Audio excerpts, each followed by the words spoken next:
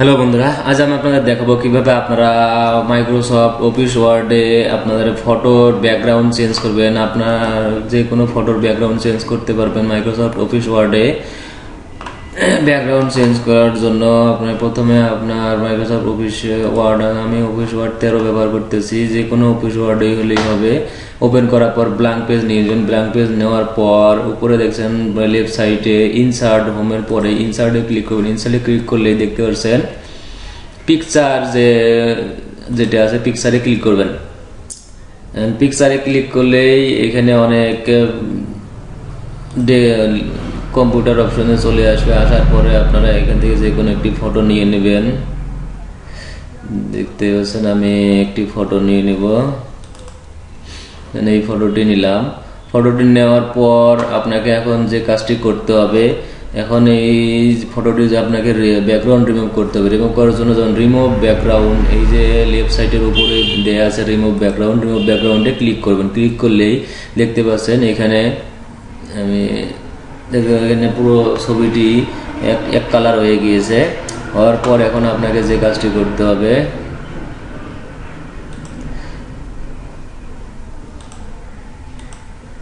Remove ব্যাকগ্রাউন্ডে দেখেন click করার পর এখানে কয়েকটি অপশন এসেছে।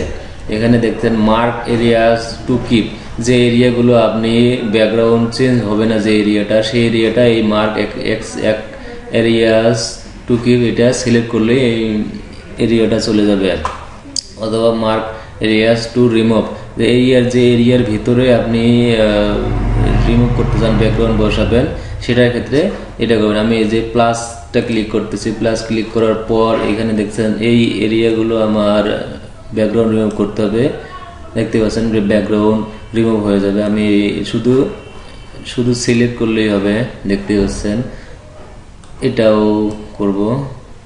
দেখেন ব্যাকগ্রাউন্ড এটি অরিজিনাল ছবি চলে এসেছে। আসার পরে কিপ চেঞ্জে টিক চিহ্ন যেটা দেখছেন এটা ক্লিক করব। ক্লিক করলে দেখতে পাচ্ছেন ব্যাকগ্রাউন্ডটি পুরোপুরি চেঞ্জ হয়ে গিয়েছে। ব্যাকগ্রাউন্ড চেঞ্জ হয়ে গিয়েছে। এই ছবিটি এখন আপনি যদি এই অবস্থায় কোনো সিভি তৈরি করেন, এইভাবে সিভিতেও দিতে পারবেন, অথবা ব্যাকগ্রাউন্ড এখানেই পরিবর্তন করতে পারবেন। এটি আপনাকে যেমন এটি এখন এখান থেকে সরাবো, সেটি হচ্ছে না। সরানোর জন্য আপনাকে যে কাজটি করতে, এই ছবির উপরে মাউসের রাইট বাটনটি ক্লিক করে ওয়ার্ড টেক্সটে ক্লিক করার পর আপনাদের বিহাইন্ড টেক্সট, এটিতে না করেও আপনার এখানেও আছে, যেমন এই যে ওয়ার্ড টেক্সট, তারপরে যে বিহাইন্ড টেক্সট, এখানে ক্লিক করে এখন আপনি ছবিটি যে কোনো জায়গায় নিতে পারবেন। দেখতে পাচ্ছেন সে যে কোনো জায়গাতে ছবিটি চলে যাবে, যে কোনো জায়গাতেই ছবিটি চলে যাবে। এটি যদি এখন আপনি ব্যাকগ্রাউন্ড দিতে চান অথবা দিতে পারবেন, অথবা যদি এটি আপনি পাসপোর্ট সাইজ করতে চান, এই যে দেখছেন ক্রুপ অপশনটি, এইখানে ক্লিক করবেন ক্রুপ অপশন। এই ক্রুপে আপনি যে এটা হচ্ছে হাইট আপনি দিয়ে দেবেন 1.9, এটা হচ্ছে ওয়াইড আপনি দিয়ে দেবেন 1.5। দেখেন দেওয়ার সাথেই ছবিটি পাসপোর্ট সাইজের ছবি হয়ে গেছে। এটা আপনি ইচ্ছা করলে এখান থেকে কপি করে আরও একটি নিতে পারেন। এইভাবে আপনি কপি করে অনেক ফটো এইখান থেকে আপনি ফটোশপে প্রিন্ট দিতে পারবেন। দেখতেই পাচ্ছেন এইভাবে আপনারা আপনাদের ওয়ার্ডেই আপনার ছবির ব্যাকগ্রাউন্ড চেঞ্জ করতে পারবেন। ব্যাকগ্রাউন্ড চেঞ্জ করে আপনি এটি পিকচারটি সেভ করতে পারবেন। দেখেন পিকচারটি আমি সেভ করব ডেস্কটপে।